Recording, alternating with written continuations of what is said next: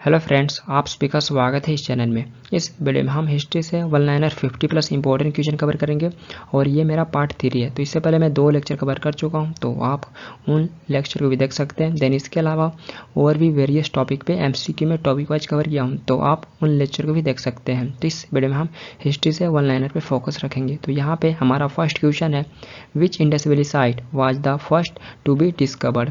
सबसे पहले किस इंडस वैली साइट की खोज की गई थी? तो आंसर इज हड़प्पा। तो पहली बार हड़प्पा साइट की खोज की गई थी, तो वो 1921 में दयाराम साहनी के द्वारा पहली बार हड़प्पा साइट की खोज की गई थी। तो आंसर इज हड़प्पा।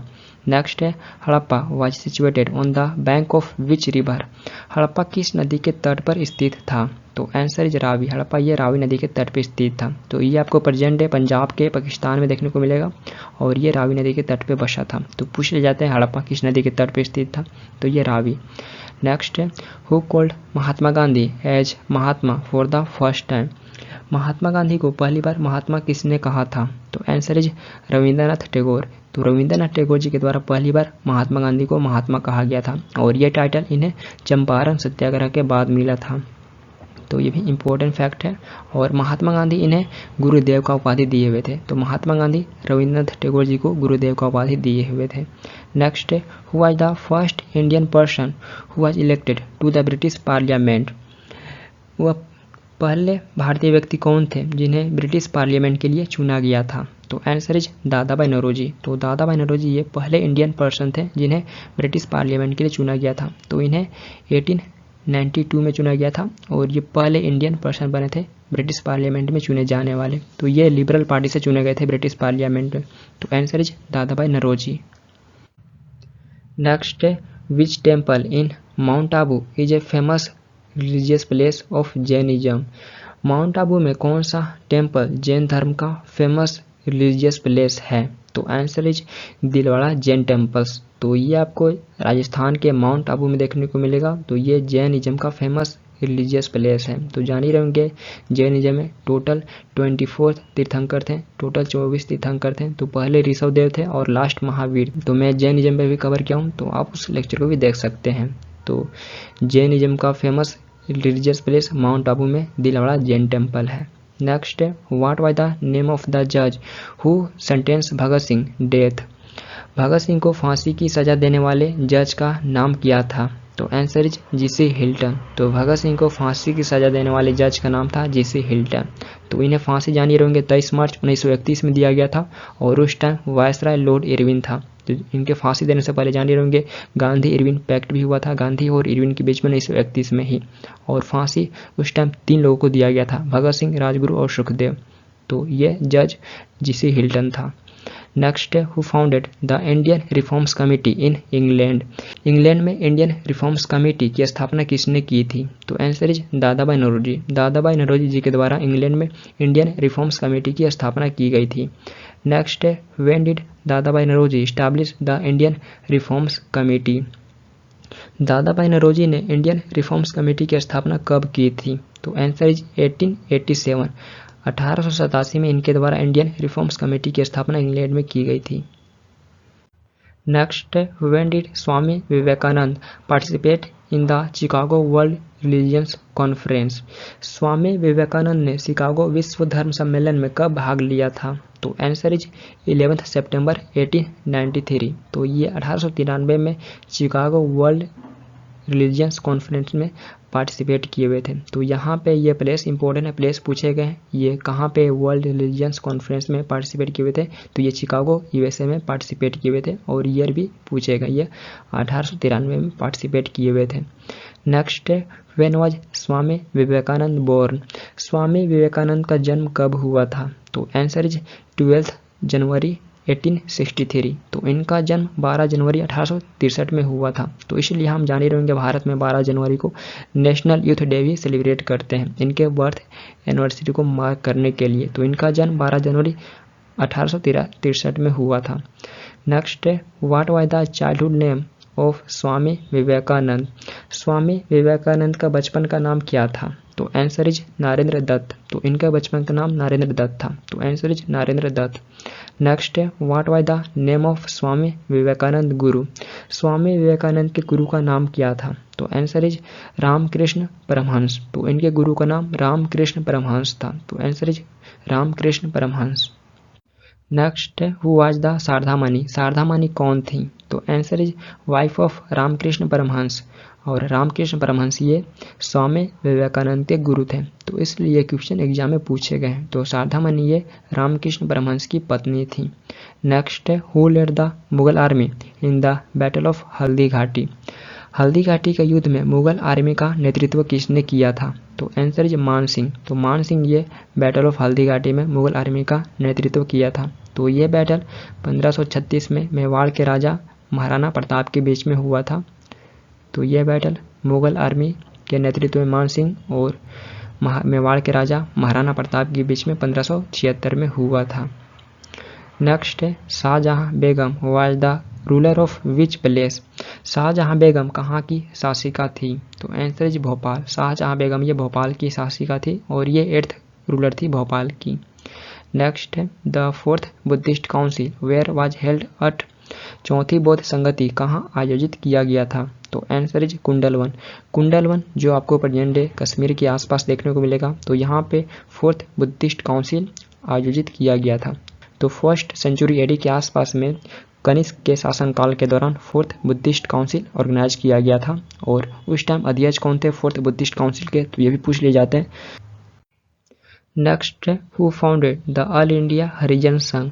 अखिल भारतीय हरिजन संघ की स्थापना किसने की थी? तो आंसर इज महात्मा गांधी। महात्मा गांधी के द्वारा 1932 में ऑल इंडिया हरिजन संघ की स्थापना की गई थी। तो महात्मा गांधी 1932 में ऑल इंडिया हरिजन संघ की स्थापना किए हुए थे। तो answer is Mahatma Gandhi. Next, when did Mohammad Ghori attack India for the first time.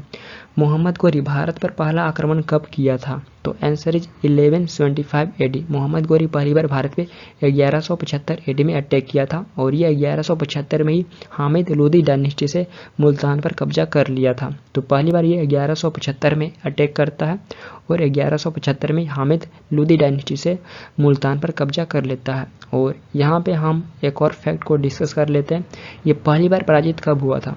तो फर्स्ट बैटल ऑफ तराइन के बारे में जान ही रहेंगे, लेकिन ये पहली बार कब पराजित हुआ था?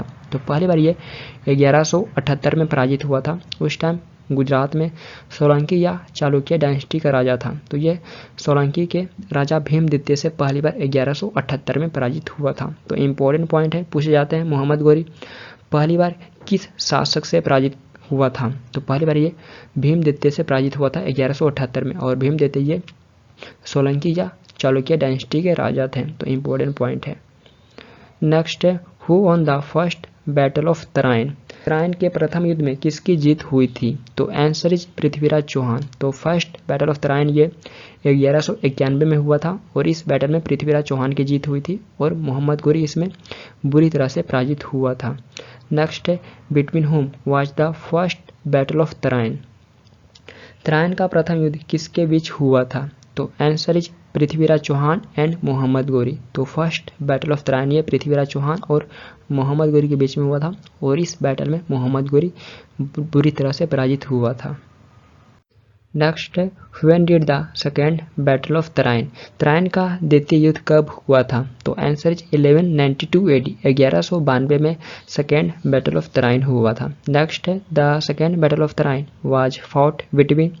तराइन का द्वितीय युद्ध किसके बीच लड़ा गया था? तो answer is Prithviraj Chauhan and Mohammad Ghori. तो again second battle of Tarain ये पृथ्वीराज चौहान और मोहम्मद गोरी के बीच में हुआ था। नेक्स्ट है, who won the second battle of Tarain. Tarain के द्वितीय युद्ध में किसकी जीत हुई थी? तो आंसर इज मोहम्मद गोरी। तो सेकेंड बैटल ऑफ तराइन में मोहम्मद गोरी की जीत हुई थी। नेक्स्ट है, how many tirthankars were there in Jainism. Jain धर्म में कितने तीर्थंकर थे? तो आंसर इज 24। जैन धर्म में 24 तीर्थंकर थे। तो आंसर इज 24।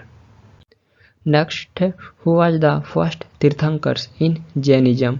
जैन धर्म में प्रथम तीर्थंकर कौन थे? तो आंसर इज ऋषभदेव।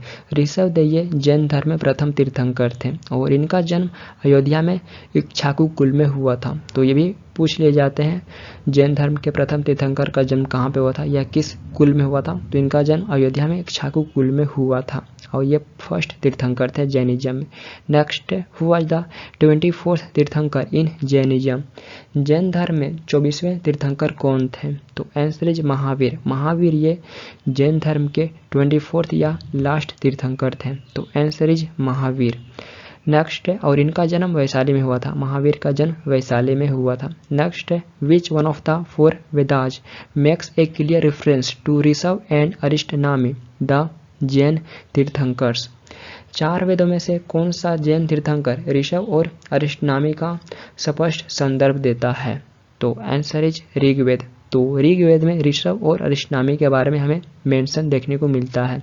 तो ऋषभ ये फर्स्ट तीर्थंकर थे और अरिष्टनामी ये 22nd तीर्थंकर थे। तो अरिष्टनामी को नेमिनाथा के नाम से भी जाना जाता है और ऋषभ को आदिनाथ के नाम से भी जाना जाता है। तो ऋषभ ये फर्स्ट तीर्थंकर थे और अरिष्टनामी ये 22nd तीर्थंकर थे। तो इनका उल्लेख हमें ऋग्वेद में देखने को मिलता है। तो इम्पोर्टेंट पॉइंट है, ये 2 तीर्थंकर का उल्लेख हमें ऋग्वेद में देखने को मिलता है।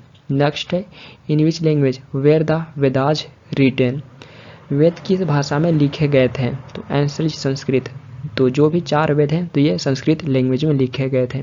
तो 4 वेद ऋग्वेद जान ही रहेंगे, यजुर्वेद, सामवेद और अथर्ववेद। अथर्ववेद जिसे लेटेस्ट वेद माना जाता है, सबसे नवीनतम वेद माना जाता है और ये 4 वेद संस्कृत लैंग्वेज में लिखे गए थे। तो मैं वेदास पे भी कवर कर चुका हूँ, वैदिक सिविलाइजेशन पे भी कवर कर चुका हूँ, लगभग 150 प्लस एक ही वीडियो में। तो आप उस लेक्चर को भी देख सकते हैं। Next, where was Mahavir born. Mahavir का जन्म कहाँ हुआ था। तो आंसर इज कुंडग्राम। तो कुंडग्राम ये आपको बिहार के वैशाली के नियर देखने को मिलेगा। तो यहाँ पे इनका जन्म हुआ था और ये समकालीन थे गौतम बुद्ध के दिन। इसके अलावा बिंबिसार जो जानी रहेंगे, हरियंक का डायनेस्टी, मगध में हरियंक डायनेस्टी के फाउंडर थे। तो ये समकालीन थे गौतम बुद्ध और बिंबिसार के भी। तो इनका जन्म बिहार के वैशाली के नियर कुंडग्राम में हुआ था और ये 24th और लास्ट तीर्थंकर थे जैनिज्म में। नेक्स्ट है, who was the founder of Buddhism.